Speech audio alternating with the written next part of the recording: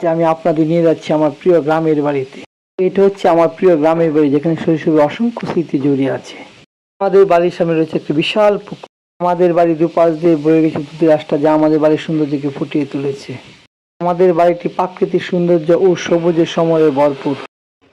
আমাদের বাড়ির পিছনে রয়েছে এক বিশাল লেবু বাগান, যা আমাদের বাড়ির প্রাকৃতিক সৌন্দর্যকে আরো সুন্দরভাবে ফুটিয়ে তুলেছে। কিছুদিন পর পর যখন আমরা বাড়িতে যাই, এভাবেই প্রত্যেকটি রুম পরিষ্কার পরিচ্ছন্ন করে নিতে হয়, ময়লা আবর্জনা ভরপুর থাকে। মূলত কিছুদিন পর পর যে কোনো উৎসব বা অনুষ্ঠান উপলক্ষে পরিবারের সকল সদস্য একসাথে মিলিত হয়। এইভাবে সবাই একসাথে মিলিত হওয়ার আনন্দটি অন্যরকম। গ্রামের বাড়িতে মাটির চুলা রান্না আর পরিবারের সকল সদস্য একসাথে মিলে খাবারের স্বাদটাই অন্যরকম অনুভূতি। আমাদের বাড়ির পিছনে রয়েছে আমাদের পারিবারিক কবরস্থান।